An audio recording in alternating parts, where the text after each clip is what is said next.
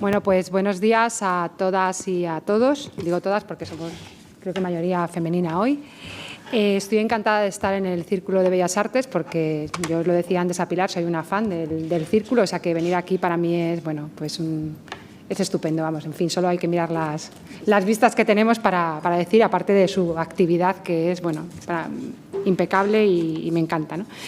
Me parece que dentro de estas actividades que hacen estas mesas pues son muy importantes para las universidades, en su relación con las universidades, hacer visible estos proyectos y estas investigaciones creo que es fundamental y ojalá de esta mañana, tanto en la mesa anterior como en esta, salgan interacciones que yo creo que son muy interesantes, ¿no? Y antes preguntaba pues un poco de qué parte, ¿no?, de la sabiduría, ¿no?, del conocimiento era cada uno y bueno, pues aquí somos un poco de todos, pero sí que es verdad que trabajamos en temas muy similares, con lo cual bueno, pues es estupendo que ojalá veamos puntos de conexión y podamos o hacer cosas juntos, juntas, o bien pues bueno, que alguien que vea esta actividad diga, pues bueno, yo también hago lo mismo, pues a lo mejor es interesante trabajar, ¿no?, con estas personas. Bueno, sin más, tampoco me quiero enrollar mucho más. Mi nombre, que tenía que haberlo dicho al principio, que no lo he dicho, soy Eva Blázquez, yo soy de Derecho del Trabajo y la Seguridad Social, pero aquí estoy en calidad de vicerrectora de Relaciones Institucionales, Cultura e Igualdad, con lo cual la perspectiva de género para mí es fundamental, que se va a hablar esta mañana de estas cuestiones. Y sin más, pues deciros que os voy a pasar la palabra a quien tiene que hablar. Se entiende que son 10 minutos para cada una. Por favor, intentar ajustaros el tiempo porque sería muy interesante hacer algún tipo de pregunta o algún tipo de diálogo entre todos, todas, ¿vale? Sin más, os pido también que cuando habléis, aparte de presentaros a vosotras mismas, digáis de qué grupo venís o qué estáis investigando, aunque lo pone aquí, pero un pelín de la temática que abordáis y luego, pues acto seguido, nos contéis un poco cuáles son justamente, bueno, pues los objetivos, finalidades, como lo hayáis preparado. En primer lugar, tiene la palabra Olga Cantó, que es de la Universidad de Alcalá. Desigualdad y oportunidades, el papel de la inseguridad económica, las políticas laborales y la educación. Total, nada. Tienes la palabra, Olga.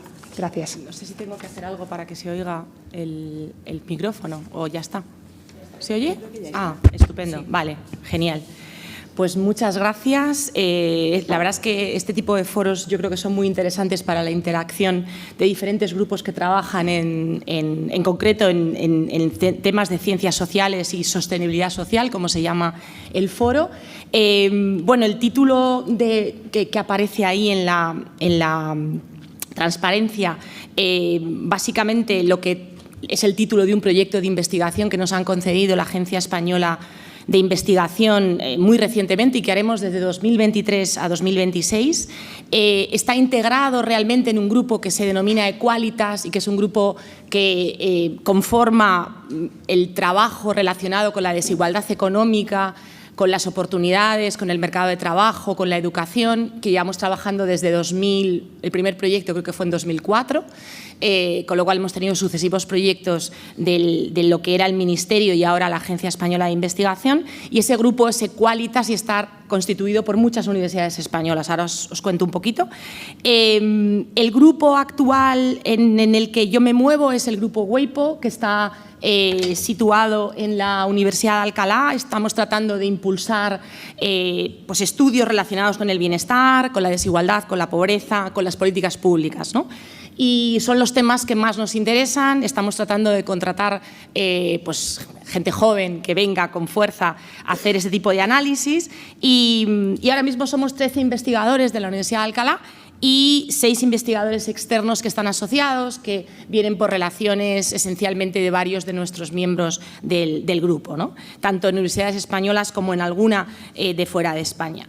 Esencialmente, este proyecto que presento es una de las cosas que hacemos. Hemos hecho otras cosas. Podéis ir a la página web o podéis ir al Twitter, que últimamente intentamos impulsarlo también con los ayudantes de investigación jóvenes que nos permiten movernos más en redes sociales. Y digamos que el proyecto en concreto que os presento se llama INECOP. En realidad está realizado tanto por la Universidad de Girona como la Autónoma de Barcelona, la Complutense de Madrid, la de La Laguna, la Universidad de Vigo y la Universidad de Alcalá. O sea que ese es el equipo que estaría formado por la red Equalitas, que, como os digo, se inicia con un proyecto nacional en 2004. Y el proyecto actual, Desigualdad y Oportunidades, es bastante amplio porque realmente, además de lo que hacemos, el grupo Weipo, como os decía, que está además íntimamente conectado con el grupo de la Universidad de Vigo, porque el grupo de la Universidad de Vigo es muy pequeño, y de hecho yo fui parte de ese grupo durante un tiempo, pues realmente somos un equipo que pretendemos sacar, como veis ahí, 7 trabajos de investigación. En concreto, los 4 primeros que veis son objetivos en los que participan miembros de la Universidad de Alcalá, 2, una exalumna de doctorado mía y otro alumno de doctorado actual, que trabajan en medidas de bienestar teniendo en cuenta renta y riqueza, no solamente renta, ¿vale? Y tratan de medir hasta qué punto eso nos ayuda a medir una variable crucial en la sociedad actual, que es la inseguridad económica, ¿no? Hemos incorporado al equipo justamente este último año a Sebastián Fontené, que viene de la Universidad Libre de Bruselas, que junto con Mariña Fernández Salgado, que también llegó del Reino Unido hace unos años a la Universidad de Alcalá, están trabajando en los efectos de políticas públicas en el mercado de trabajo, específicamente, ¿no? Ellos hacen más, si queréis, evaluación de políticas públicas, ¿no? Ahí tenéis un trabajo que pretenden ahora hacer en este proyecto sobre el permiso de maternidad. Perdón. También Sebastián está haciendo algunos trabajos sobre el permiso de paternidad en concreto, pero en este proyecto sería de maternidad. También están trabajando en los efectos del salario mínimo, sobre la concentración laboral, si eso cambia la concentración de tipos de ocupaciones y de empresas. Y en mi caso estoy trabajando más en movilidad de renta con una profesora de la Universidad de Málaga en concreto, y pretendemos terminar un trabajo ahora respecto de las caídas de renta, medidas que nos permitan analizar mejor las caídas de renta, que empiezan a ser cada vez más comunes, las pérdidas de renta en diferentes shocks económicos, ¿no? Y como veis debajo hay otras líneas de trabajo, por ejemplo, mis compañeros de la Universidad de Vigo quieren trabajar más en la evolución de las desigualdades a nivel global, porque Carlos Radín estuvo 3 años trabajando en Helsinki, en un centro internacional que produce datos comparables de desigualdad para todo el mundo. También Coral del Río y otra profesora, Olga Alonso Villar, van a trabajar sobre la segregación, digamos, escolar por origen social y lo que eso marca en las oportunidades de los menores. Ellas han trabajado mucho tiempo en medidas de segregación que tengan buenas propiedades matemáticas y van a aplicarlo ahora al sistema educativo. Y, por último, también con algunos doctorandos, Coral del Río pretende trabajar en si es la composición de la renta la que marca las diferencias de desigualdad específicamente por cohortes de edad. Y ese es uno de los últimos trabajos que aparecen ahí como productos de este proyecto. Evidentemente, trabajamos en otros artículos que no están estrictamente aquí. En particular, pues, hemos hecho un estudio recientemente de pobreza infantil, del coste de pobreza infantil para el Alto Comisionado para la lucha contra la pobreza infantil, y tenemos otras líneas similares que podéis ver en la página web y en las páginas web personales de los miembros del grupo. Si os acercáis a lo que os enseñaba antes, a esta página que os aparece aquí en la primera transparencia, en Weipo UH. Ahí podéis ver todos los miembros del grupo y podéis ver sus líneas de investigación. De manera que estamos abiertos también a que haya interacción con grupos de la Comunidad de Madrid y de otras comunidades, por supuesto. Y bueno, pues espero que este tipo de foros nos sirvan también para conocernos y para saber lo que estamos haciendo y poder colaborar. Muchas gracias.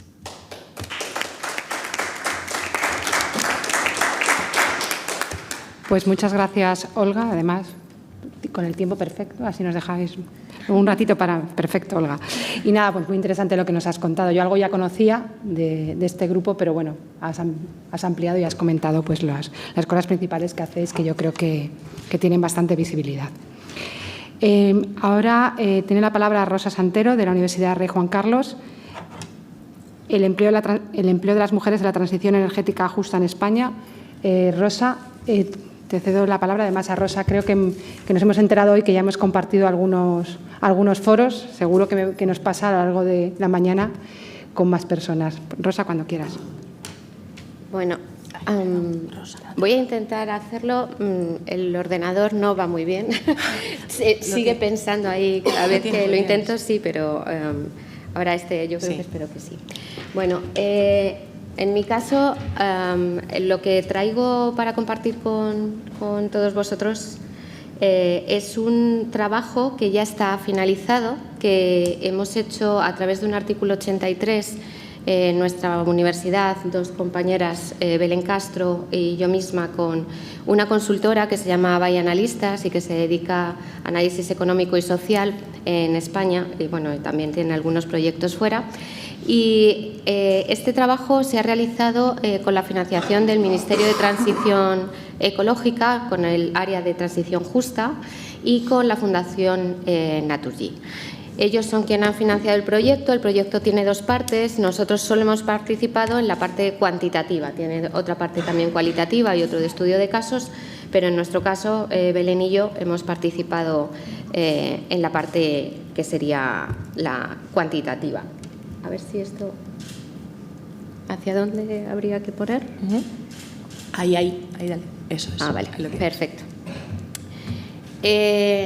¿Por qué nos parece relevante este trabajo? Bueno, pues cuando hablamos de empleo y mujer, evidentemente ya sabemos que las tasas de participación en el mercado laboral son bajas, o más bajas que la de los hombres, tienen unas mayores tasas de desempleo, los salarios, hay unas brechas salariales mayores, pero cuando hablamos en términos generales esto parece que siempre se cumple, pero si vamos además por áreas de trabajo o por áreas de especialización, vemos que estas diferencias pues pueden ser mayores, ¿no? Es el caso que nos encontramos con la transición energética.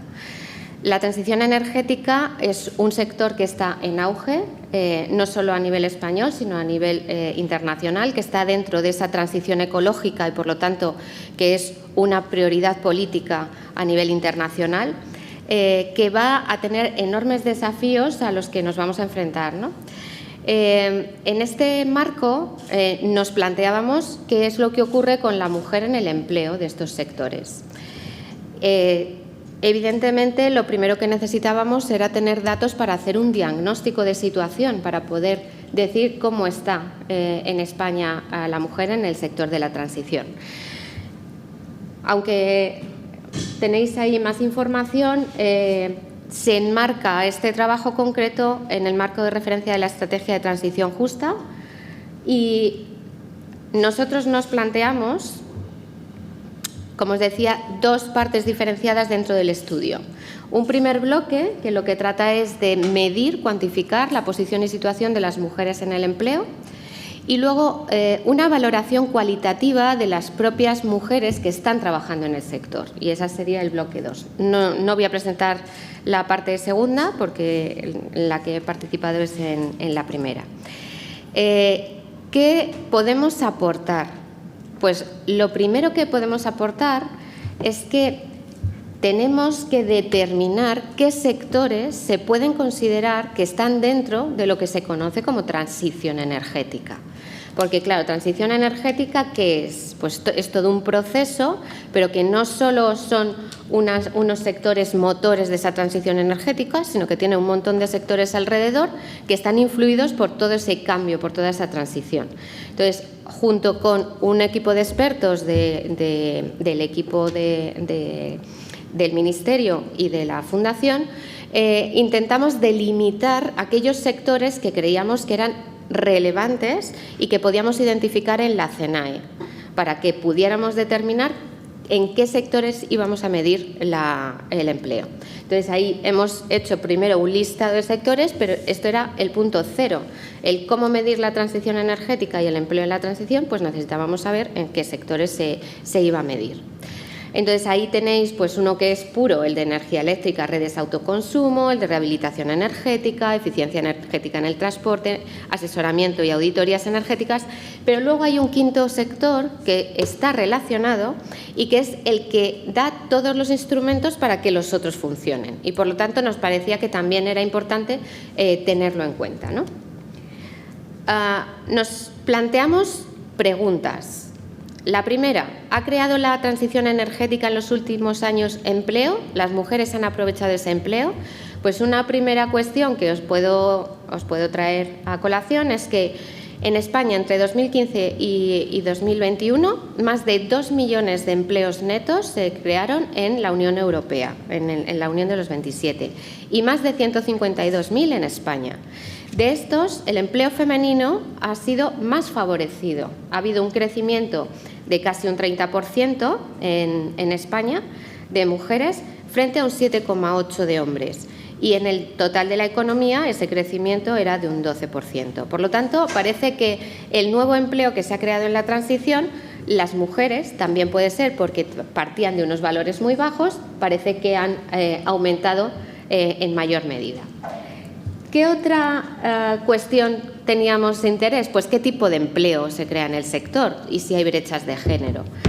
¿Qué es lo que encontramos? Que el 64% del empleo creado se ubica en puestos de alta y media alta cualificación. Por lo tanto, este sector está ofreciendo puestos de una cualificación muy interesante para asociar además con puestos que se relacionan con altos niveles o estudios superiores para las personas, ¿no?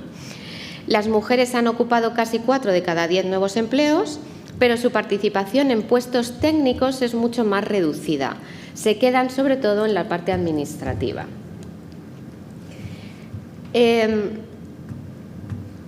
¿Cuál es la participación actual de las mujeres en el empleo de la transición? Bueno, ahí tenéis un gráfico donde están representados todos los países de la Unión de los 27 y tenemos los datos en el círculo de España y la media europea. Hemos querido separar en 3 grandes bloques lo que podríamos considerar infrarrepresentación severa, infrarrepresentación sin alcanzar una masa crítica y una infrarrepresentación moderada, en función del porcentaje de participación de las mujeres en el sector. En el eje de las X tenéis el que sería el porcentaje en el sector energético y en el de la Y es el total de la economía. Entonces vemos que en el total de la economía las mujeres pues prácticamente no tienen problemas. Estamos casi a la mitad de participación. Sin embargo, en el sector energético no llegamos ni a cubrir la masa crítica, en general en todos los países, ¿no? ¿Cómo ha sido esa evolución en España? Como teníamos ya identificados diferentes sectores, hemos podido comparar cuál era la brecha de participación en cada uno de esos sectores. Entonces vemos el que está al lado del grande, que es el total de la economía, vemos que el total de actividades de la transición casi no se ha movido. En la última década ha sido igual. Solo se ha movido un poquito favorable para la mujer en energía eléctrica, en eficiencia energética, pero el resto no se ve que haya un crecimiento. Para terminar, no solo la participación tiene una dificultad para la mujer, sino que además se encuentran con otras brechas de género dentro del sector. Segregación ocupacional, segregación de cualificación, parcialidad y una brecha salarial. Aunque la brecha salarial hay que decir que es menor que en el global de la economía, también porque el nivel de estudios y el nivel de cualificación pues, es más alto. Y esto sería una reflexión para acabar. ¿Por qué tenemos que las mujeres no participan en estos sectores? Pues una cuestión que puede ser relevante es la formación. Entonces vemos que aunque las competencias matemáticas a nivel de primaria y de secundaria no hay diferencias entre hombres y mujeres, sí que hay una importante brecha de género cuando llegamos a la universidad y cuando llegamos a la formación profesional técnica que está asociada a estos sectores. Entonces, hay solo unos numeritos que supongo que no vais a ver, que son muy chiquitines, pero los que están más relacionados con los sectores de la transición son los que menos porcentaje de mujeres tienen. Para concluir, simplemente deciros, este estudio está publicado, podéis ver tanto la parte relacionada con el análisis cuantitativo con el cualitativo. Se hace además unas propuestas de actuación en función de todo un análisis bastante amplio que se ha realizado para todo el empleo, tanto en España como en Europa. En todo el análisis se han utilizado fuentes oficiales, tanto la encuesta de población activa para España como la Labour Force Survey para Europa. además de utilizar la muestra continua de vidas laborales para algunas de las características de empleo, y creemos que es una aportación porque nadie ha determinado hasta el momento qué era el sector de la transición energética. Y esto puede ayudar para la definición de actuaciones concretas que tengan que orientarse para incorporar a la mujer de una forma mucho más eficiente. Muchas gracias.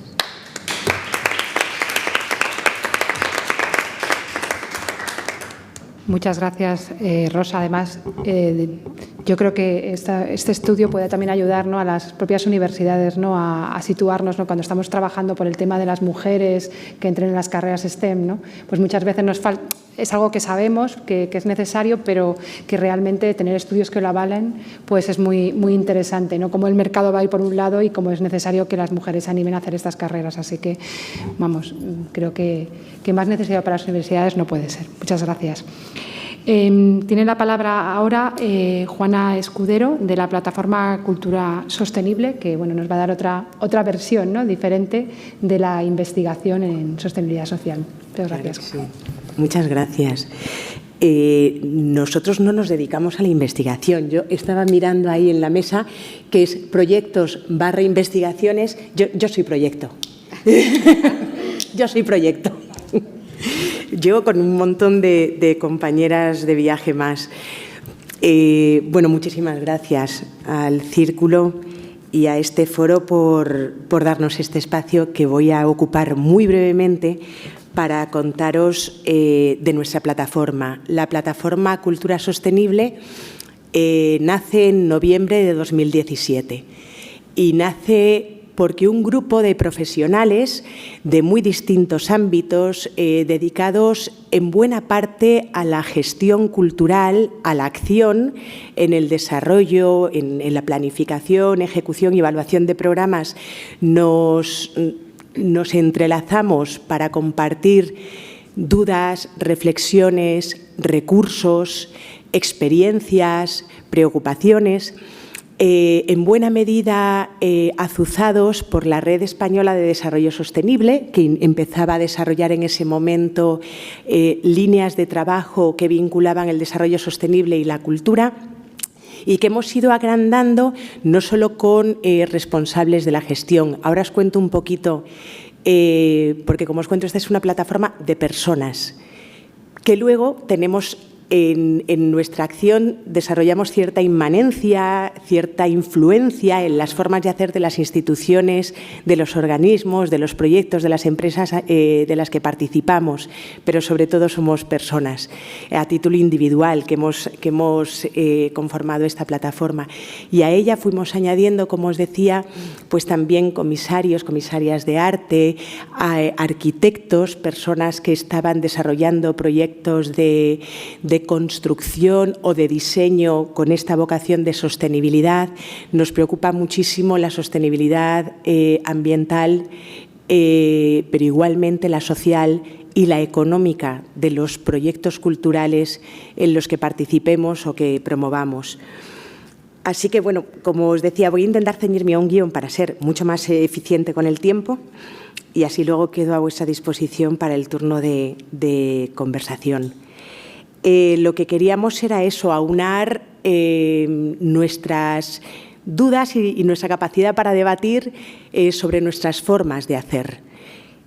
Fomentar el debate, la reflexión, guiar también nuestro trabajo mutuo, apoyarnos mutuamente en las distintas instituciones en las que desarrollamos nuestra labor para impulsar prácticas sostenibles y responsables, pero en todos los sectores en los que nos desenvolvemos.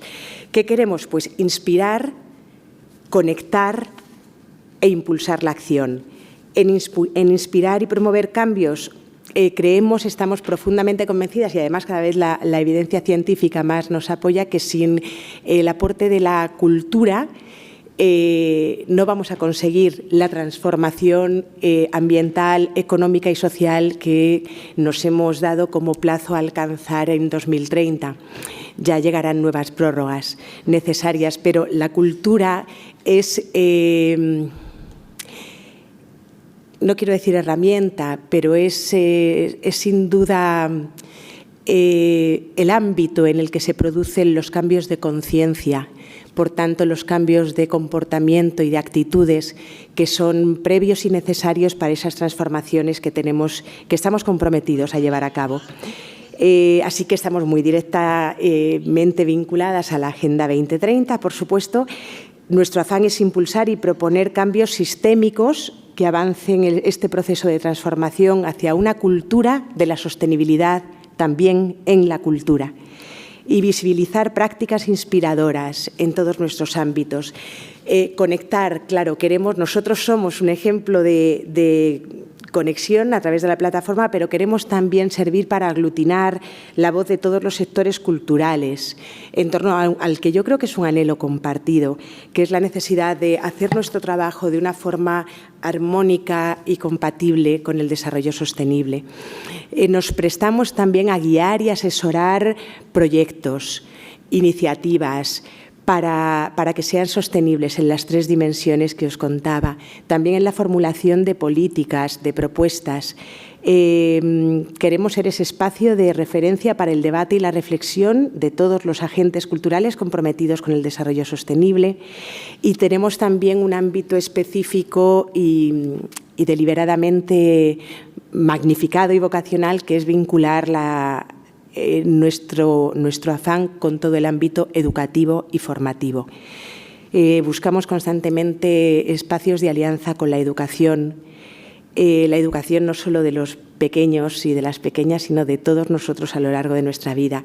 Y luego, para impulsar la acción, lo que hicimos fue dotarnos de una web que a día de hoy podéis encontrar alojada bajo el epígrafe o el título grande de la Red Española de Desarrollo Sostenible, al tiempo que nosotros la replicamos y la seguimos enriqueciendo bajo nuestra propia web, que es plataformaculturasostenible.org. Todo el trabajo que hicimos, pues, de compilar documentos, traducir documentos, elaborar guías o beber de todo lo que se está haciendo en el ámbito internacional para gestionar o concebir bajo criterios de sostenibilidad todo tipo de equipamientos y proyectos culturales, desde museos, bibliotecas como espacios, y a través de su proyecto de actuación, de teatros, etcétera. Los recogíamos, en la medida de lo posible los traducíamos para que estuviesen disponibles en español. Bueno, vertebramos esa web que, como os digo, hoy se llama Cultura Sostenible y está bajo el alojamiento de REDS, pero que estamos replicando y aumentando bajo nuestro propio nombre, que es la plataforma Cultura Sostenible. Y lo que hacemos es, pues promover el compromiso de todos los ámbitos de la cultura con el desarrollo sostenible, generar redes de colaboración, comunidad de aprendizaje constante, interdisciplinar, para compartir recursos y experiencias, hacer por incidir en las prácticas de los sectores, tanto públicos como privados, para hacerlos más sostenibles, fomentando sobre todo la mediación y la medición de impactos y el seguimiento y la evaluación de todas las mejoras que consigamos. Elaboramos hace unos años una declaración de compromiso de los sectores de la cultura con la Agenda 2030, que han suscrito ya centenares de personas, colectivos, empresas y proyectos, que incluso los gobiernos locales españoles suscribieron para defender en su acción cultural local los valores de sostenibilidad. Me puedo detener a contaros 2 pinceladas de cómo funcionamos en la plataforma. Nuestra gobernanza es totalmente abierta, transversal, participativa.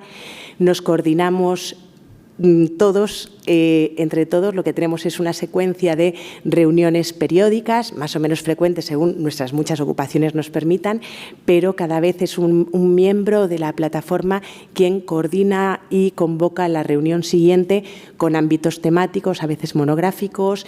Invitamos a expertos en esa materia que vamos a abordar, sobre todo desde la reflexión teórica y la riqueza de la experiencia, de lo hecho, de los muchos fracasos y de cuánto se puede aprender en ellos, también de las experiencias virtuosas que, siempre adaptadas, a lo mejor podemos replicar. Para incorporar nuevos miembros, solo pedimos que la persona, la institución, el proyecto que quiera adherirse venga presentado por una persona miembro de la plataforma, para que haya vinculación, interés para que sea pertinente su incorporación. Os cuento muy sucintamente las instituciones que a través de las personas que conformamos esta plataforma ahora mismo estamos entrelazadas y por tanto quiero pensar que también un poquito nuestra acción.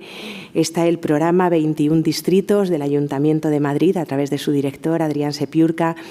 Contamos con Blanca de la Torre, comisaria, con Brenda Chávez, que es periodista de investigación, experta en consumo responsable. Hemos tenido vinculado también al Museo Lázaro Galdiano, al estudio de arquitectura Smart Green Design a través de Fernando Muñoz Gómez, que es su arquitecto fundador.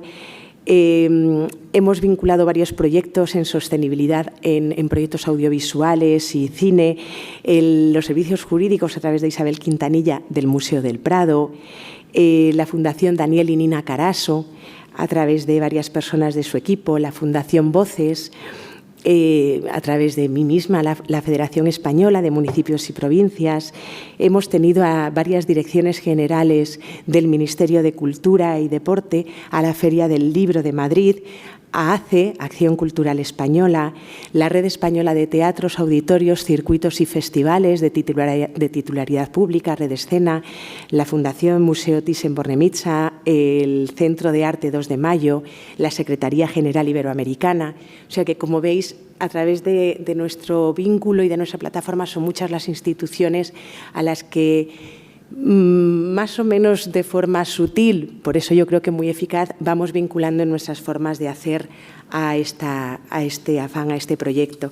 Hemos, como proyectos concretos que llevamos a cabo además, pues desde hace 3 años llevamos a cabo la convocatoria anual de un encuentro que sucede en el mes de diciembre, auspiciado en algún espacio de la Ciudad de Madrid y en el marco de este programa 21 Distritos que dirige Adrián Sepiurca y que se llama Mesa Cultura 2030, donde lo que hacemos es concitar a personas de todos los ámbitos de la cultura para encontrarnos, dialogar sectorialmente y entre todos, ver cómo hacer, cómo tejer alianzas para estas nuevas formas de hacer. Y ya como último apunte también os quiero contar que desde el año 17 convocamos y celebramos también anualmente unas jornadas sobre cultura y sostenibilidad que implican a instituciones culturales pues como el Instituto Cervantes, universidades, la Universidad de Valencia.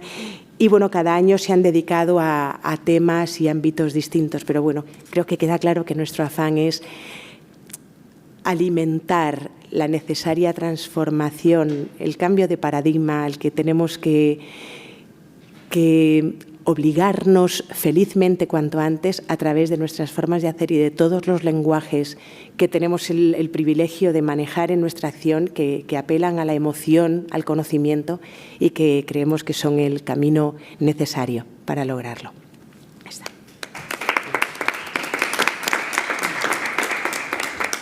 Pues muchas gracias, Juana. Yo creo que al final proyectos e investigación tenemos el mismo objetivo, ¿no? Que es cambiar, promover cambios, ¿no? Y no sé quién, te hemos escuchado y no sé quién importante hay en el mundo de la cultura que no esté con vosotros. La verdad es que madre mía, qué proyecto más bonito y bueno, en fin, luego hablamos. Bueno, pues acto seguido tiene el turno Andrés Cabrera de la UAM, de la Universidad Autónoma de Madrid. Es que a veces con las siglas me da mucho miedo, digo, a ver si va a ser otra, ¿no? Es la Autónoma de Madrid. Yo la confundo con la UMA, con la de Málaga, un montón. Por eso, bueno, yo tengo a mi hijo en la Autónoma, así que como me equivoque, me pega. Y él nos va a presentar estudio de la metodología inclusiva del programa Promentor aplicado a los programas de nueva creación. Pues cuando quieras, tienes la palabra. Muchas gracias. Bueno, yo creo que es un placer estar aquí hoy, sobre todo rodeado de tantas compañeras que hacen cosas tan interesantes para poder aplicarlas también, ¿no?, a otros ámbitos como es el que yo me dedico. Yo tengo un doble gorro. Por un lado, el de proyecto, a través de la Fundación Prodis, que es una institución que nos dedicamos desde el año 2000 a la formación para el empleo de personas con discapacidad intelectual. Actualmente tenemos a 500 personas a las que atendemos diariamente. Y de esta sinergia entre Prodis y la UAM nació en el 2005 el programa Promentor. He puesto una diapositiva, pero quizás, o sea, como apoyo, no le voy a seguir mucho, Bueno, este programa Promentor fue el primer programa que se creó en España para personas con discapacidad intelectual y, bueno, pues en sus primeros años de vida tuvo muchísimos retos, ¿no? Lo primero es plantearnos cómo personas con discapacidad intelectual, con síndrome de Down, con autismo, con discapacidad intelectual límite, podrían estar en una universidad española. Por supuesto, programas piloto nadie lo quería reconocer hasta que en el año 2009 pues este programa no, finalmente la UAM lo reconoció como título propio.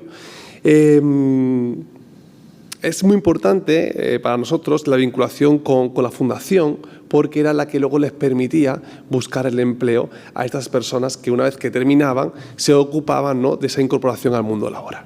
Es en el año 2018 cuando, a través del Fondo Social Europeo, la Fundación ONCE contacta con nosotros, en concreto con mi directora de tesis, que esto finalmente no fue una tesis, con la directora de Prodis, ¿no?, para impulsar este proyecto que estaba teniendo tan buena acogida y que algunas universidades empezaban a replicar para poder hacerlo en 14 universidades españolas.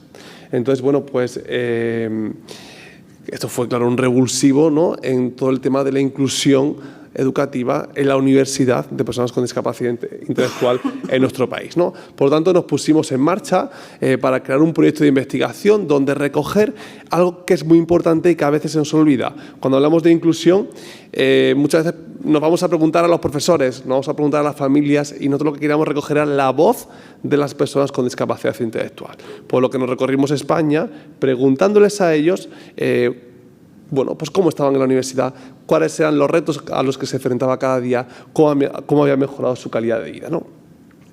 Nos hacíamos muchas preguntas porque, todos sabemos que la inclusión a día de hoy sigue siendo pues algo que nos da muchísimo miedo, tanto en los colegios, pues aún más no en la universidad, que lo tenemos siempre con esa mirada de élite. En la universidad solamente estudian los que tienen un CI superior a, ¿no? Y bueno, pues nos planteábamos preguntas acerca del empleo, de la metodología que teníamos que utilizar, de cómo diseñar clases que fuesen lo más inclusivas posibles, y teníamos muchos objetivos, pero el que destacábamos era conocer cuál era el impacto que había tenido en ellos el poder formarse en la universidad y cuál había sido posteriormente pues esa repercusión, ¿no? De todo el estudio que hicimos, algo que nos encantó hacer, ¿no?, fue conocer qué hacía el mundo pues con programas similares al nuestro, ¿no? Y nos encontramos pues que cada vez había nuevos países que se sumaban a este reto, pero que España, gracias a este Fondo Social Europeo y a la Fundación ONCE, pues somos el segundo país después de Estados Unidos que más programas tenemos con personas con talentos diferentes en la universidad. Siempre pensamos en países, ¿no?, quizás del norte de Europa, que pueden estar muy desarrollados aquí, pues todavía, pues por desgracia, tenemos que seguir, ¿no?, luchando para conseguirlo. Bueno, nosotros principalmente lo que queríamos medir eran estas 4 dimensiones: competencia de los profesores, apoyo recibidos, barreras y calidad de vida y formación. Hicimos 2 estudios, porque claro, no era lógico comparar Promentor, que lleva 15 años, con un programa que acaba de empezar, ¿no? Pero bueno, la suerte fue que lo que observamos era pues prácticamente igual. Lo que más destacaban todos los alumnos, los 132 que participaron, era el cómo vivir de forma inclusiva en la universidad, y la dimensión de barreras era la que más limitada estaba. Es cierto que en estudios posteriores nos fuimos dando cuenta que hay una barrera que es la barrera laboral, ¿no? La universidad nos da pues la oportunidad de poder formarnos, pero llega un momento en el que qué pasa después, ¿no? Entonces, nosotros creamos unas pequeñas orientaciones para crear nuevos programas de formación, y si algo, pues ponemos, ¿no?, siempre encima de la mesa, es que estos programas de inclusión educativa tienen que estar, pues quizás reforzados por instituciones, no tiene por qué ser una, pueden ser varias, como en otras universidades españolas, como es el caso de la Pablo Olavide de Sevilla, donde son varias instituciones las que luego, pues les pueden dar respuesta a esas necesidades que todos tenemos cuando cuando nos formamos en la universidad.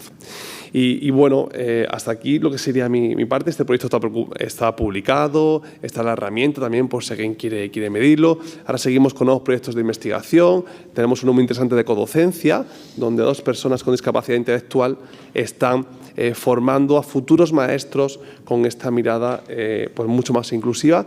Y bueno, pues quizás no esta parte de la formación directa a ellos, pues ya la vamos avanzando y ahora tenemos que empezar con nuevas líneas, ¿no? También hay proyectos muy interesantes sobre discapacidad y mujer, donde hay una brecha, ¿no?, amplísima, y hay que erradicar también esa mirada, ¿no?, que las familias tienen acerca de, pues bueno, de esa visión, ¿no?, prospectiva de la discapacidad. Así que, bueno, muchísimas gracias.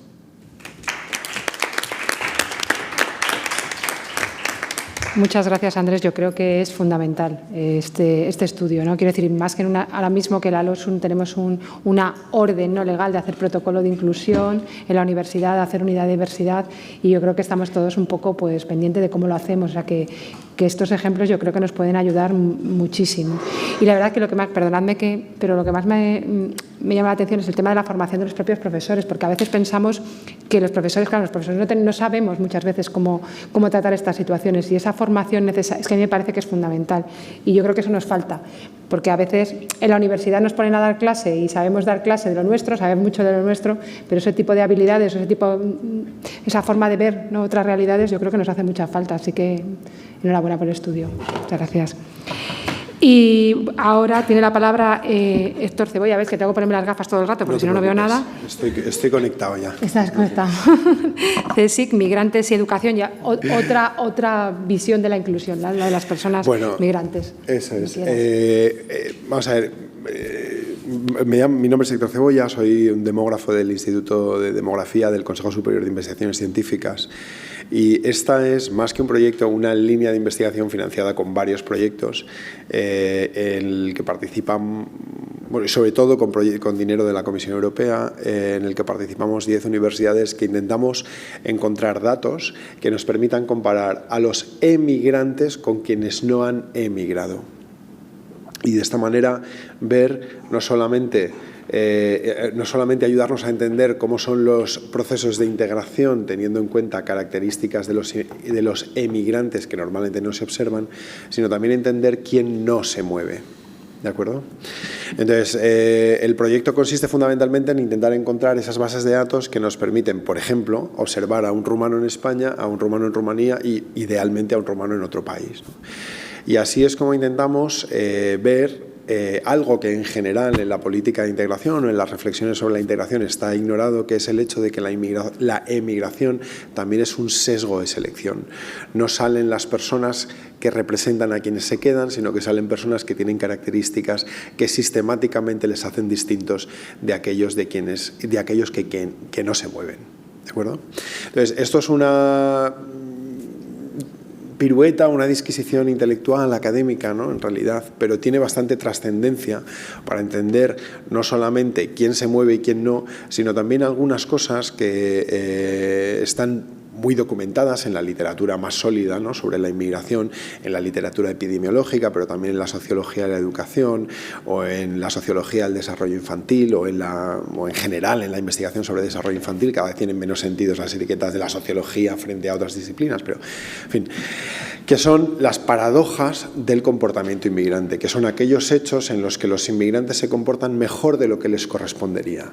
Son personas más optimistas, son personas más dotadas para la movilidad social, más ambiciosas, más emprendedoras, que aceptan más los retos, los riesgos también. Son personas más sanas, son personas más procívicas. En general, los sesgos que se detectan en la literatura en las personas que emigran son aquellos que les predisponen a tener mejor salud, ser más optimistas, en muchas otras dimensiones también estar mejor preparados para afrontar retos de entidad, ¿no? Por ejemplo, la propia inmigración, ¿no? Entonces, en el proyecto tenemos o en esta línea de investigación, como digo, no hago referencia solo a un proyecto porque tenemos financiación de distintos puntos, ¿no? Tenemos pues, un poco de financiación de la Academia de Ciencias China, otro poco de la DFG alemana, de la Comisión tenemos un grueso, ¿no? En fin, ahora vamos a ver un dinero al plan estatal, ojalá tengamos suerte, pero vamos, veremos, ¿no?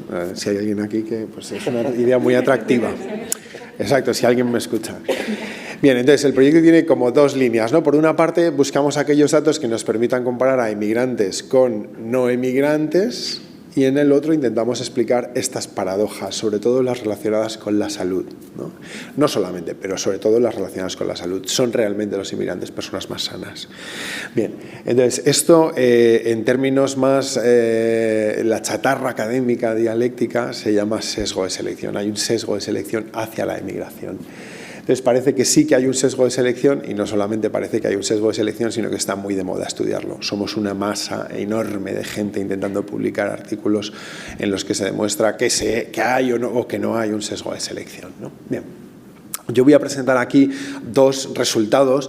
He pensado estos dos por presentar alguno, porque en realidad me parecían que eran los que más interpelaban a España y creo que son además los que más describen las implicaciones de estas dos, digamos, líneas de investigación dentro de esta macrolínea, la de hay un sesgo positivo en la salida y hay un impacto positivo en algunos comportamientos, paradójicamente positivo, porque creo que describen bien a España, pero también al sur de Europa. Y hago un spoiler, es muy breve. En primer lugar, sí, hay un sesgo positivo de salida de los países de origen hacia España y hacia el sur de Europa, pero mucho menos positivo que hacia el resto de los países de Europa. Bueno, tenemos una inmigración positivamente seleccionada desde la perspectiva de origen, pero mucho menos positivamente seleccionada que la que han recibido otros países de nuestro entorno. Y segunda cosa que es muy paradójica, valga la redundancia, las paradojas de la integración no son fácilmente detectables en el sur de Europa. No encontramos demasiados rasgos, como sí sucede en otros países, de que exista una ventaja en salud o una ventaja, en distintas dimensiones de la salud, pero también en otras dimensiones como por ejemplo el optimismo inmigrante, estas otras dimensiones de la realidad inmigrante de las que hablaba antes. Bien. Estos son datos de Rumanía, España y el Reino Unido, cuántos titulados universitarios, por poner una dimensión, ¿no?, de selección de salida, ¿no? Y como se puede ver, tenemos más rumanos en España que en Rumanía en proporción para cada cohorte de nacimiento que tienen titulaciones universitarias. Pero quienes más se han beneficiado de esta selección positiva de salidas es el Reino Unido. Esto es un ejemplo que es un poco tramposo porque el Reino Unido es el que más se ha beneficiado de la inmigración, de los modelos de las salidas, digamos, ¿no? Es el que más se ha beneficiado en general, el país que más ha traído los flujos más cualificados. Bien. Lo que sí que detectamos en nuestro trabajo con distintos indicadores, estos son datos de la encuesta de la European Labour Force Survey, lo que sí que detectamos es que el mismo inmigrante, entendedme, no es la misma persona naturalmente que observemos en distintos países, pero ajustando por un montón de características, tanto locales del mercado laboral en el que operan los inmigrantes como de las propias personas inmigrantes, lo que observamos es que el riesgo de que un inmigrante tenga desempleo en España respecto a los españoles es muy superior al que encontramos en otros países. Un rumano en el Reino Unido se comporta prácticamente igual que un británico. Un rumano en España se comporta muchísimo peor que un español y muchísimo peor que un rumano, tanto en el Reino Unido como en Rumanía. Y encontramos rasgos de esta... También, por ejemplo, encontramos otros aspectos, por poner de nuevo en este mismo ejemplo, otros aspectos en los que detectamos que la emigración hacia España podría haber sido menos positivamente seleccionada que hacia otros países. Cuando los inmigrantes caen en desempleo, desarrollan estrategias de búsqueda de trabajo menos intensivas que los rumanos en el Reino Unido, que los rumanos en Rumanía, pero muy especialmente que los españoles en España. ¿De acuerdo? Entonces, sí, hay una selección positiva de salida, pero seguramente esta selección positiva de salida es menor hacia España que hacia otros países y es un patrón que España comparte con Italia y seguramente con otros países del resto de Europa, del sur de Europa. La segunda cosa es que os he dicho antes, no existen trazos muy creíbles, firmes, robustos, de que exista un impacto de que existan esas paradojas de la integración. No tenemos inmigrantes más sanos, como sí sucede en otros países, no tenemos inmigrantes excesivamente más optimistas, como sí que sucede en otros países. Por ser muy sintético, estos son datos de la Ciudad de Madrid y de la Encuesta Nacional de Salud, en los que lo que medimos aquí es la morbilidad psiquiátrica, es decir, el riesgo de padecer alguna enfermedad psicológica como consecuencia del contexto en el que viven las personas. Es un indicador muy comúnmente utilizado en la literatura epidemiológica y que se llama Kessler 7. Son 7 preguntas que poblacionalmente describen bien cuando se hacen ciertos tipos de procedimientos para obtener medias, cuál es el riesgo de morbilidad psiquiátrica de las poblaciones. Y lo que observamos en España, a diferencia de otros países, es que el riesgo, es una buena noticia en realidad, el riesgo de morbilidad psiquiátrica de la población inmigrante y la autóctona es idéntico en España. No observamos rasgos de que tengan ningún tipo de ventaja. El primero de los dos gráficos es en periodos ordinarios y el segundo gráfico es en abril de 2020. La morbilidad psiquiátrica subió un 300%, el riesgo de padecer desajustes. A ver, no me refiero a patologías, no es una afirmación determinista, esto es epidemiología, o sea, estamos hablando de comportamiento poblacional. El riesgo de padecer algún distrés para toda la población subió un 300%, pero subió de la misma manera para la población inmigrante y para la población autóctona. Este mismo rasgo lo detectamos en distintos otros indicadores, en salud perinatal, en riesgo cardíaco. Observamos que la población autóctona se parece mucho, la población inmigrante se parece mucho a la autóctona, pero lo que resulta interesante es que la expectativa general de la literatura es que no debería ser así. En la mayor parte de los países en los que se detectan patrones de selección más positiva, lo que se observa es esta paradoja del inmigrante sano. Inesperadamente estas personas son más sanas que nosotros. Bien, las publicaciones están en marcha, estamos luchando, no siempre con éxito, tengo que reconocer, pero bueno, en algunos casos sí. No he sido suficientemente hábil como para poner aquí una página web en la que podáis ver los resultados, pero en el Instituto de Demografía del CSIC somos varios trabajando en esta línea de investigación y estamos encantados de compartir con vosotros otros resultados. Muchas gracias.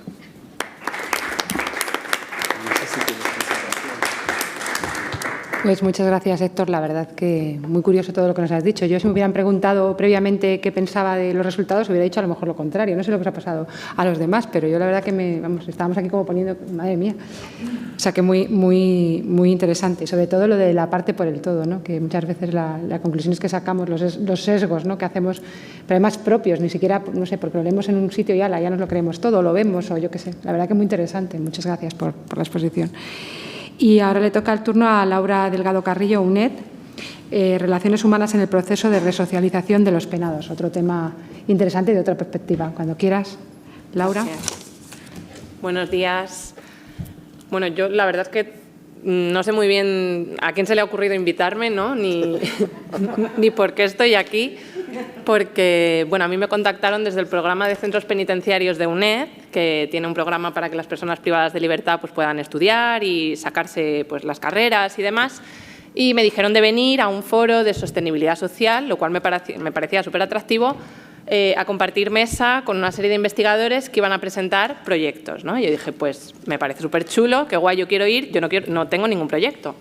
Entonces, yo le pregunté a centros penitenciarios qué querían de mí. O sea, ya que pues yo no dirijo una investigación, pero no es lo que ellos querían que presentara yo aquí, pues yo les preguntaba eso, ¿de qué tengo yo que hablar? Y me dijeron, bueno, tú habla de la vida esa rara que tienes y ya está. Tú cuéntales lo que haces en tu vida, en tu día a día y punto. Entonces, bueno, pues yo vengo un poco como Francisco Umbral a hablar de mi libro sin proyecto de ningún tipo. Entonces, bueno, eso, mi forma de vida como proyecto. El interés que tenía el programa de centros penitenciarios en la UNED en que yo estuviera aquí era que os contara mi extraña afición por estar en prisión todo lo que puedo. O sea, la gente de dentro procura salir, yo intento entrar y estar dentro con los chicos todo el tiempo que la institución me lo permite y mi tiempo libre, ¿no? Que es menos que más. Entonces, bueno, yo intento, pues eso, acompañar a personas que están cumpliendo condena de todas las modalidades posibles, tanto a través de correspondencia, visitas, acompañamiento a familiares, acogidas en mi casa en alguna que otra ocasión, nada recomendable, pero bueno, pues la cabra tira al monte y no puedo evitarlo. Entonces, bueno, ese es un poco el punto de partida de que yo esté aquí, ¿no? Mi obsesión insana por las prisiones y por las personas que habitan en las prisiones. A partir de ahí dije, bueno, a ver qué les cuento.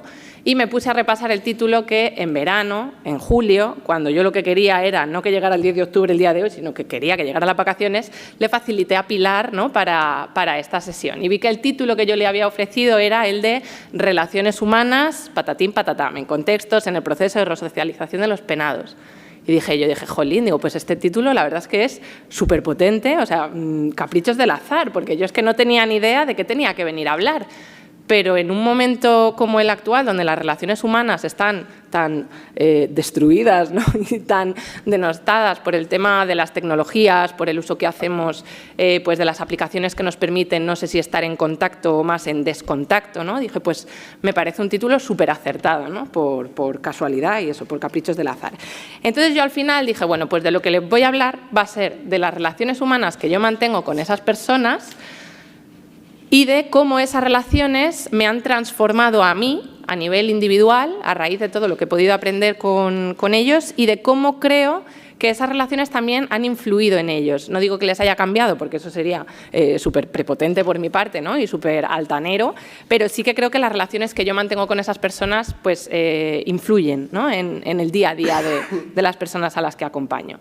Entonces, bueno, no sé muy bien de dónde sale mi obsesión por prisiones. La verdad es que es algo que tengo desde mi temprana adolescencia, ¿no? Ya a los 13, 14 años yo sabía que estaba loca con estos temas y que, bueno, pues que iba a ser así de siempre, pero desde el primerito día que yo entré en una cárcel tuve muy claro que yo había nacido por y para las prisiones, o sea, por y para las personas que habitan las prisiones, ¿no? No para la institución, sino para las personas que están en ellas. Y creo que tuve esa conexión, ¿no? Conmigo misma porque vi que en prisión la sociedad no carece de los valores de los que sí carecemos aquí fuera. Es decir, yo aquí fuera tengo la impresión de que vivimos en una sociedad súper individualista, estereotipada, depredadora, ¿no? Superficial. Todas esas cuestiones yo no las veía cuando entraba en prisión, porque en prisión lo que tenía era un colectivo vulnerable, necesitado de escucha, ¿no? Necesitado de comprensión, de cariño, de acompañamiento. Entonces yo pues, me sentía en la cárcel como en mi casa. Me sentía segura, me sentía cómoda, me sentía estable y de alguna manera convertí las prisiones en un sitio que a mí me transmitían paz, ¿no? Y el hecho de poder vincularme con esa gente a mí me garantizaba estabilidad mental, emocional, ¿no? Y a todos los sentidos a la hora de luego tener que enfrentarme al estrés de la vida real y de la calle. Además, el hecho de poder conocer las prisiones desde dentro me permitió tirar por tierra infinitos prejuicios que solemos tener las personas sobre prisión antes de conocerla, ¿no? O sea, es muy común encontrar personas emitiendo juicios de valor, opiniones y demás sobre el medio penitenciario desde la ignorancia plena y absoluta, ¿no? Sin tener ni idea de lo que realmente es una cárcel. Entonces, bueno, empecé a crear vínculos muy significativos. Todo esto pues lo hacía al margen de yo no estaba para nada en una universidad. De hecho, pues era alumna de Héctor cuando empecé a entrar en prisiones. Entonces, bueno, pues tenía mi... Por eso. Entonces, bueno, pues eso, lo compaginaba todo. Era como una especie de voluntariado. Era mi ventanita a salud. Era mi momento zen, era mi momento de ir a la cárcel a ver a gente. Pero bueno, pues eso, lo compaginaba con trabajos precarios, con proyectos de divulgación social, ¿no? Yo quería difundir, divulgar, ¿no? La situación, contactar con las familias, hacer todo lo que pudiera hacer para contarle al mundo lo que yo estaba aprendiendo de esas personas, que no era poco.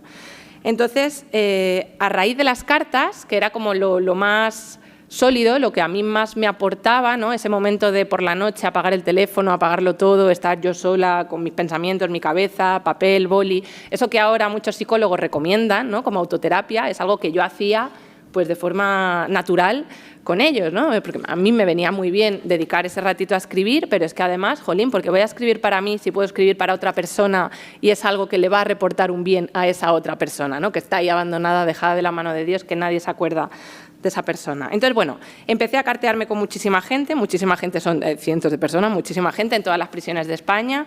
También me desplazaba para ir a ver a estas personas, ¿no? Eso, entablaba vínculos con las familias y al final yo creo que uno de los aprendizajes más que más agradezco de toda esta experiencia es haber aprendido a concebir, ¿no? A los presos como personas, que al final es algo pues que se nos olvida muchas veces, ¿no? Viendo las noticias, escuchando al político de turno, ¿no? Cuando se habla del delito no se habla de personas, se habla de determinados actos. Pero cuando tú tienes a esa persona y estás entablando un vínculo con él o con ella, pues evidentemente el delito pasa a otro plano, ¿no? Y te relacionas de otra manera.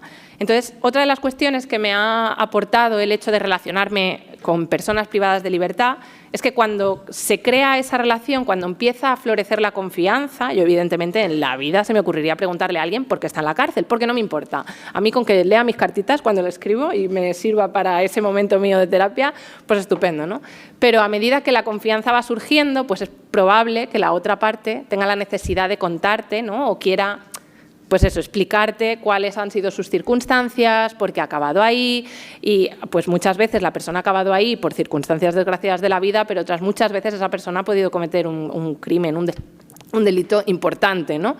Entonces, bueno, otro de los aprendizajes que yo he tenido con estas personas pues está en precisamente eso, en el cortocircuito moral que se produce cuando una persona que tú aprecias, ¿no? Que quieres, que le tienes cariño, que puedes llevar años relacionándote con esa persona, te cuenta que ha hecho algo atroz que tu sistema de valores rechaza de plano, enteramente, ¿no? Pero claro, en el momento de tú tener esa información ya tienes un vínculo, ya tienes una estima, ya tienes un cariño pues, que has ido construyendo poco a poco con el tiempo, ¿no? Con una relación horizontal, sana. Entonces es muy complicado enfrentar, ¿no? Confrontar esas dos realidades que chocan en tu cabeza y que te vuelven loca. A partir de ahí, pues claro, yo me vi en la necesidad de trabajar muchas cosas, pues muchas iras, ¿no? Odios o venganzas que vemos en la calle, que están entre nosotros, ¿no? En el día a día, porque es lo que cultivamos en prensa, ¿no? Son los discursos, el odio, ¿no? Está en todas partes. Entonces, el hecho de poder relacionarse con una persona que tiene una situación particular, ¿no? Pero que no la juzgas y que te relacionas desde la igualdad, desde el respeto, ¿no? Desde la curiosidad genuina, ¿no? Por la vida de esa persona y demás, permite realmente hacer que seamos mejores personas, ¿no? Lo que decía Juana, tenemos que educarnos, o sea, no podemos pretender educar a los demás sin dejar de educarnos a nosotros mismos, ¿no? Eso en lo que a mí me ha aportado el mantener este tipo de contactos. Pero yo creo también que, evidentemente, estas relaciones han sido muy útiles para las personas que están dentro, porque eso son relaciones pues muy empáticas, muy comprensivas. En ningún momento pues, creo que he hecho que nadie se sintiera juzgado, ¿no? Nunca, no creo que ese sea el papel de la persona que acompaña a alguien que está en prisión. Entonces, al final, el hecho de que ellos creyeran, ¿no? O supieran que había otra persona fuera apoyándoles, acordándose de ellos y demás, era una motivación. Tenían una razón, ¿no? Para querer pues, seguir haciendo las cosas bien, ¿no? O diseñar un proyecto de vida postpenitenciario, tener esperanzas, tener ilusiones, no decepcionarme, ¿no? Era otra de las cuestiones que quizá podían ser un motivo para que esa persona pues, quisiera volver a la libertad de forma sana y de forma pacífica.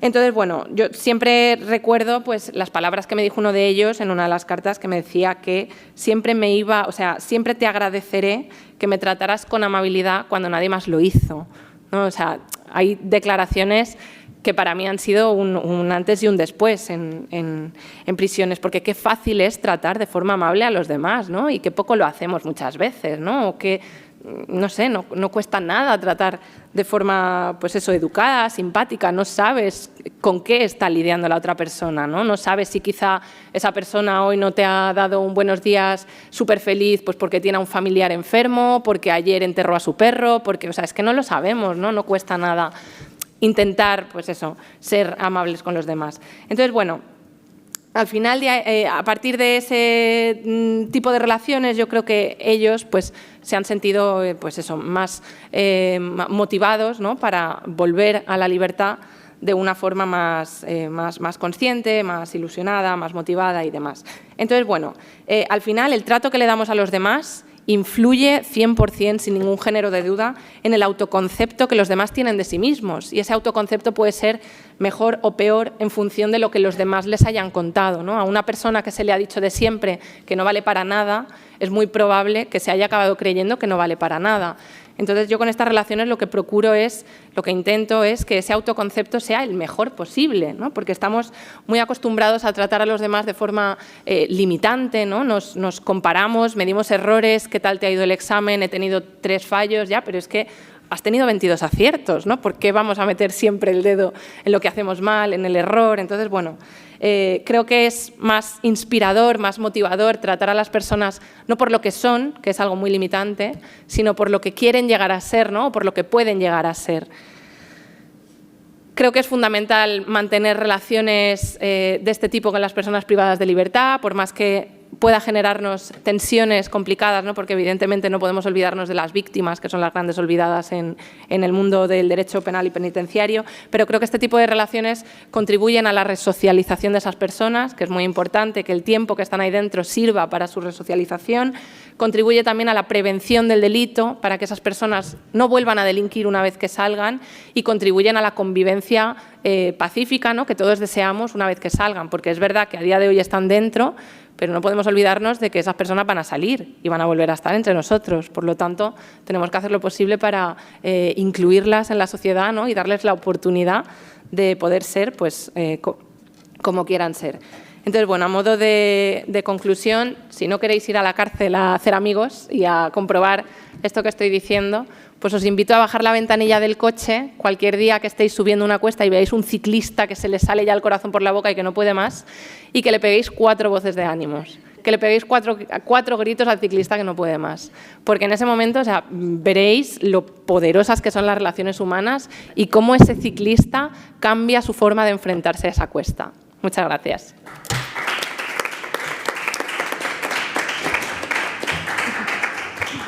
Pues muchas gracias, Laura. La verdad que nada que ver con lo que se ha explicado, pero yo creo que sí que es verdad que bueno, pues has dado tu visión de la vida, que yo creo que es muy, muy importante, si nos has hecho a todos y a todas pensar, que eso es importante. Entiendo que en la cárcel no hay móvil, no hay ordenador, no hay nada. Nada. Bueno, pues a lo mejor de vez en cuando ir allí y estar un tiempo no debe estar nada mal. Desconectar. No sé si que es desconexión digital. Pues muchas gracias, Laura. Y por último, tiene la palabra Marta García Mandaloniz, de la Carlos III, de la Universidad Carlos III, que es ella representa al grupo de cooperación, no es de investigación, es de cooperación, ahora nos explicará un poco, trabajo decente y sostenible, y bueno, que tengo que decirlo antes porque seguro que lo va a decir ella, el cual compartimos ambas, y bueno, pues es un placer, Marta, que hoy lo expliques tú. Muchas gracias. Muchas gracias, Eva. Sostenibilidad.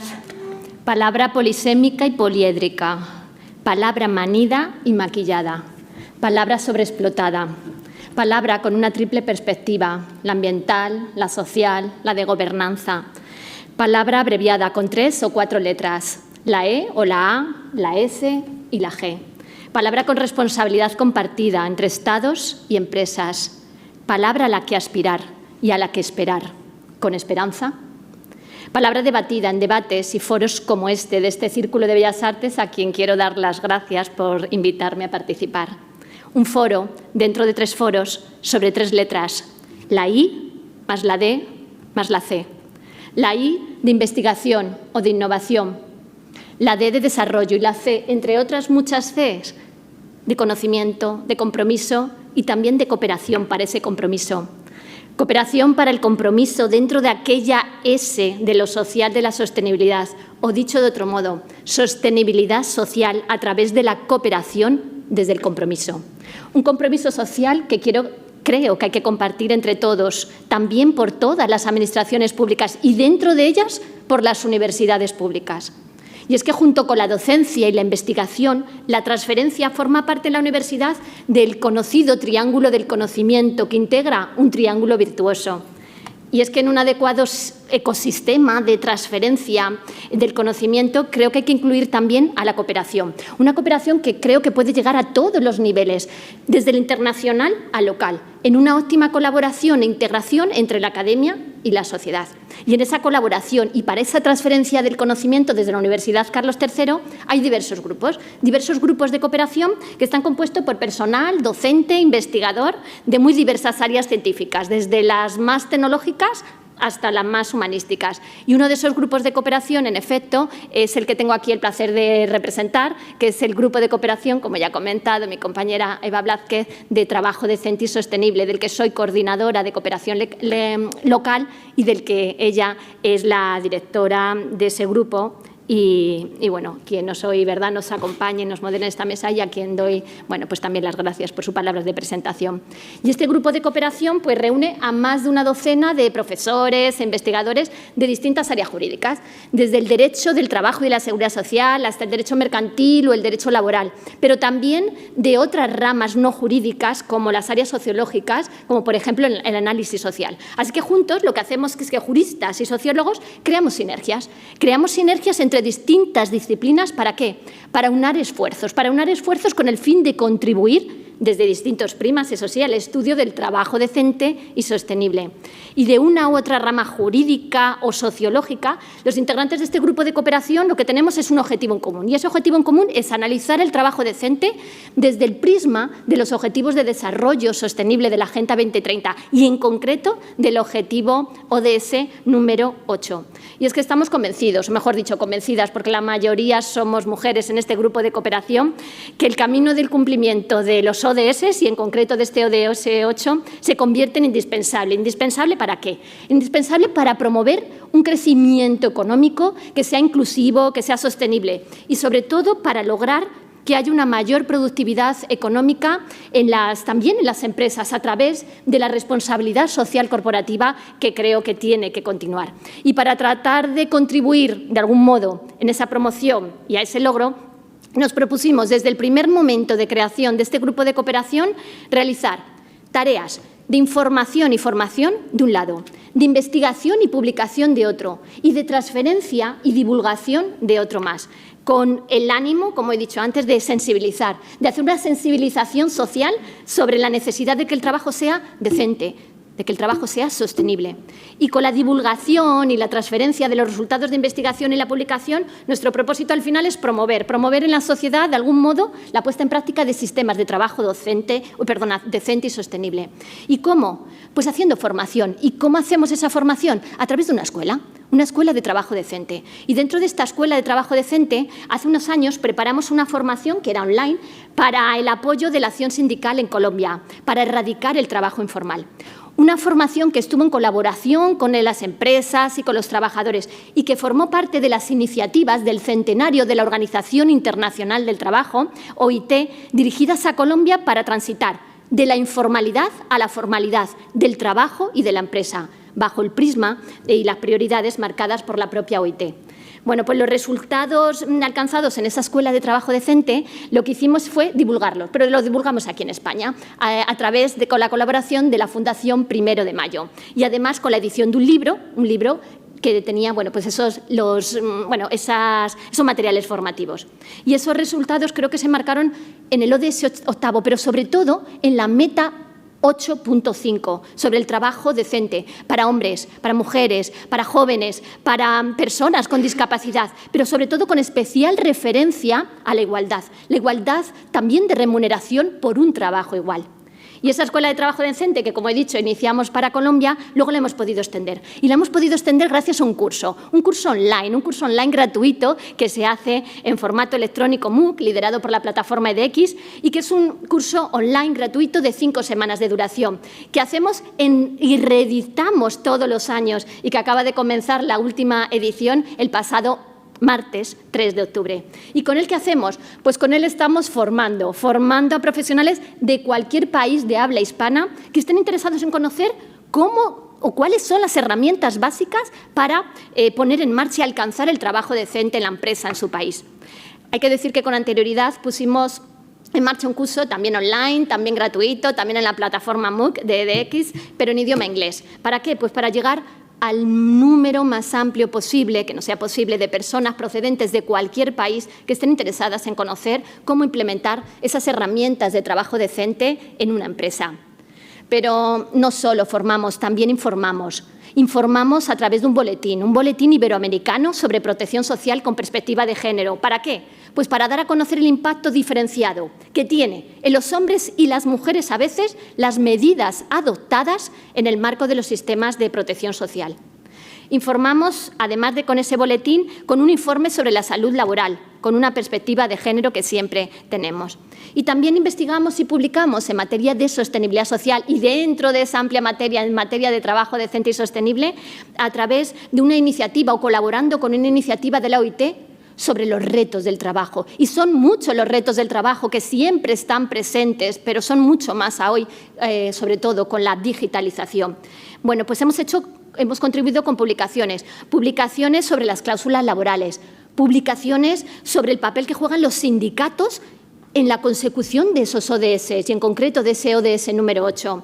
También en la organización de los trabajos del cuidado y del empleo del hogar, así como, por ejemplo, también acerca de la responsabilidad social empresarial como un instrumento que queremos o creemos que es poderoso, un instrumento poderoso para la gobernanza del trabajo decente.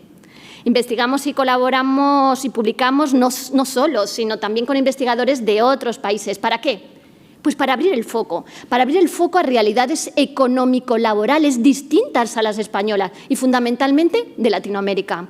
Y para ello, en esa colaboración, en esa investigación, pues hemos abordado, por ejemplo, los delitos imprudentes en el ámbito laboral y el deber de seguridad del empresario, por ejemplo, en Argentina. Gracias a una convocatoria que tuvimos de ayuda de movilidad para los grupos de cooperación, también abordamos la brecha de género en las pensiones, en estudios compartidos entre España y otros países, como por ejemplo Costa Rica. Y gracias a una beca de doctorado dentro de la convocatoria de la Fundación Mujeres por África, pues promovimos una investigación para el trabajo decente y sostenible en los países receptores de ayudas al desarrollo. Y es que la realidad es que nuestra pretensión, no sé si lo conseguimos, pero nuestra pretensión general es trasladar a la sociedad los resultados que alcanzamos con el fin de promover, como he dicho antes, su puesta en práctica. Y para ello también divulgamos los resultados de investigación y de publicación con simposios y con eventos, por ejemplo, sobre la perspectiva de género en el trabajo, sobre el trabajo infantil y a veces también incluso sobre el trabajo forzoso. Pero no estamos solos, estamos acompañados, estamos bien acompañados. ¿Y quiénes nos acompañan? Pues nos acompañan estudiantes universitarios que vienen colaborando con nosotros, con nuestro grupo de cooperación, bien a modo de voluntariado o bien a modo de aprendizaje-servicio. En el pasado hemos implicado al alumnado ofreciéndole su participación en nuestras actividades con ofertas de voluntariado para afrontar los retos del trabajo decente mediante ¿qué? Mediante el empoderamiento de la mujer a través del empleo. Y ahora en la actualidad, eso fue en el pasado, ahora en la actualidad lo que hacemos es implicarlos en una vertiente paralela. ¿Y cuál es esa vertiente? La del aprendizaje-servicio o APS en el ámbito jurídico. Y con el aprendizaje-servicio o APS, pues los estudiantes universitarios, siempre guiados o tutorizados por su profesorado, lo que hacen es aprender contenidos de sus grados o de sus posgrados prestando un servicio a la ciudadanía.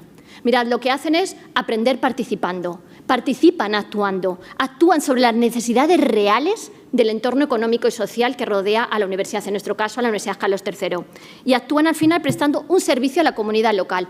Y esto lo entendemos como cooperación local, siempre en coordinación y colaboración con los ayuntamientos de las localidades donde tenemos nuestros campus universitarios y, en concreto, en materia de trabajo decente, con el Ayuntamiento de Leganés.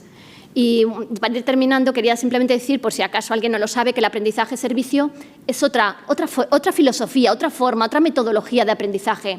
Es aprender ofreciendo al entorno los conocimientos que adquieren en el aula, pero es también adquirir las competencias y habilidades que te ofrece el entorno. Es un aprendizaje de ofrecimiento, pero también es un aprendizaje de recepción. Y en este caso, lo que presta nuestro estudiantado, como he dicho antes, siempre tutorizado por el profesorado, es su colaboración al entorno local. ¿Ofreciendo qué? Ofrece información legal, sin coste, por supuesto, gratuito, a dos colectivos, a personas inmigrantes y a jóvenes.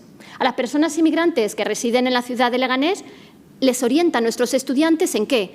En los trámites, en sus derechos y también en sus derechos laborales.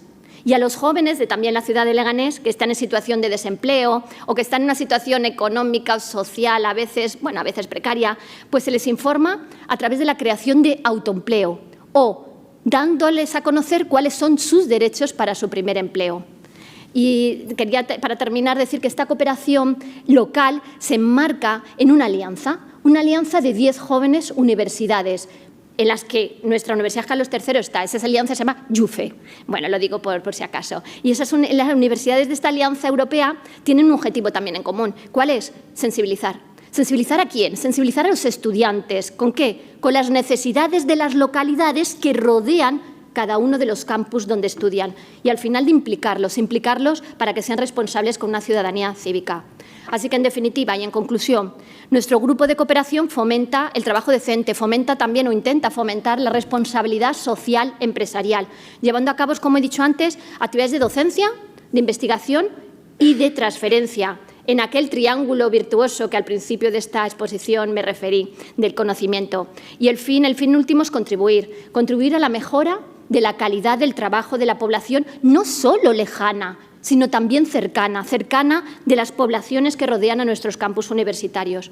Por tanto, con información y formación, con investigación y publicación y con divulgación, en nuestro grupo de cooperación sobre trabajo decente y sostenible tenemos una aspiración, y es aspirar a contribuir en la transición a la consecución de la sostenibilidad, de más sostenibilidad. Aspiramos y esperamos a la sostenibilidad, con esperanza. Gracias. Pues muchas gracias, Marta. Yo, escuchándote, si no estuviera en el grupo, te pedía, por favor, que me admitieses, sinceramente. Muchas gracias, Marta. Bueno, pues me han pedido que terminemos a las 2, nos quedan 5 minutos. No sé si alguien quiere añadir algo, las personas que estáis en el público queréis hacer alguna pregunta, alguna cuestión. ¿Queréis comentar algo? ¿No? Sí, por favor. Yo necesito preguntarte, Héctor, si esto es una necesidad, si os barruntáis, pero si esto te lo has puesto, ¿barruntáis porque el comportamiento que habéis observado en España es diferente? Yo que tampoco sé. ¿Tenéis...? Somos más pesimistas aquí y les damos pesimismo. Pero solamente en el nivel tentativo, o sea... Ese me basta, claro, porque ha de estar orientado. Exacto, no, pero es un poco exacto, vamos a ver. O sea, yo creo que al final... Vamos a ver, aquí hay dos cosas, ¿no? Una es que los emigrantes salen positivamente seleccionados, es una verdad universal. Se sabe poco de eso y se piensa poco de eso en la calle. La inmigración está tan estigmatizada que solamente los que piensan en el brain drain, en la fuga de cerebros y tal, tienen conciencia de la pérdida que suponen las salidas. Salen los mejores. Y luego los mejores no se distribuyen aleatoriamente en todos los países a los que van. ¿A dónde van los mejores de los mejores? Pues allí donde hay, lo siento porque es muy feo lo que voy a decir, más desigualdad económica. Prefieren ir a los sitios donde sus opciones de maximizar sus rentas son más altos. ¿En España hay mucha desigualdad económica? Sí, pero con salarios bajos. Entonces nosotros no somos un gran destino, o sea, no es nada que tenga que ver con nuestra política migratoria, tiene que ver más con el valor añadido que genera nuestra economía y que tenemos pues un mercado laboral intensivo en puestos de trabajo de poca cualificación. Entonces, por eso es un problema del sur de Europa. ¿Nos llegan los mejores? Sí, pero no los mejores de los mejores. Y entonces eso quizás explica que su comportamiento no sea tan paradójicamente positivo. Pero bueno, ya que me has interpelado, es un mensaje positivo de la inmigración. Mejor de lo que se suele decir, pero es un mensaje positivo. Muchas gracias. Ah, vale.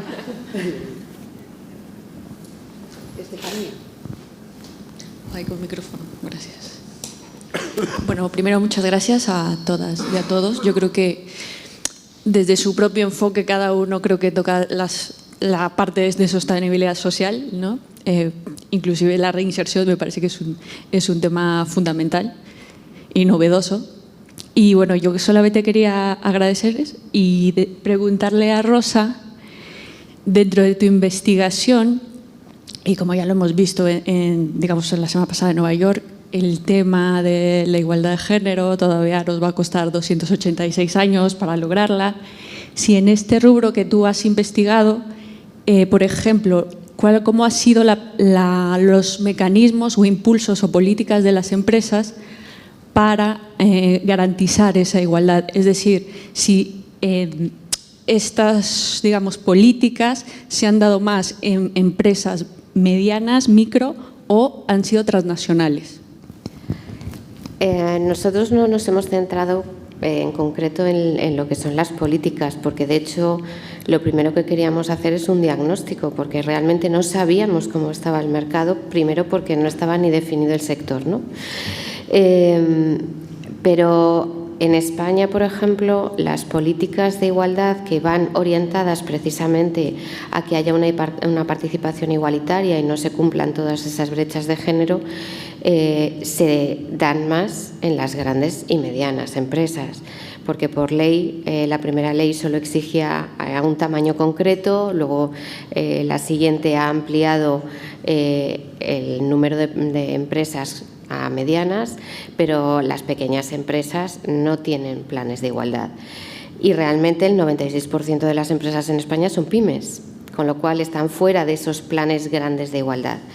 También es verdad que en algunas pequeñas empresas, precisamente, quizás tienen más dificultades de que existan políticas que fomenten el que las mujeres estén. Por eso también hay un alto porcentaje de mujeres que, llegado a cierto nivel, se montan sus propias empresas, ¿no?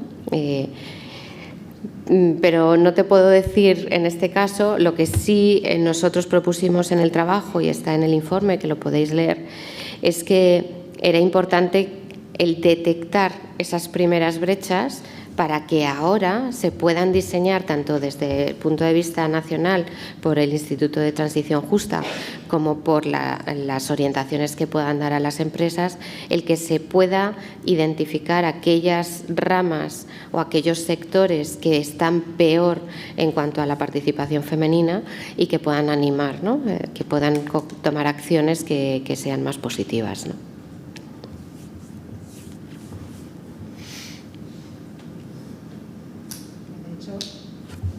La ley de empleo justamente habla de los sectores, ¿no?, más representados que hacer políticas, a ver si es cierto, ¿no?, la nueva ley de empleo que tenemos desde este año. Lo que pasa es que, bueno, esto de los colectivos, antes lo hablábamos, sí, es un tanto complicado, ¿no? Pero bueno, eso es lo que dice la norma. Los infrarrepresentados, además, no diferencia entre mujer y hombres, pero en este caso, obviamente, está claro que es de mujeres.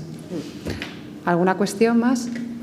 Bueno, pues como me han dicho que cierre a las 2, voy a cerrar a las 2, voy a ser puntual. Muchas gracias a todas las personas que habéis estado en la mesa. La verdad es que no sé con quién me quedo, pero me han encantado todas vuestras investigaciones, proyectos, sean proyectos colectivos o individuales. Muchas gracias.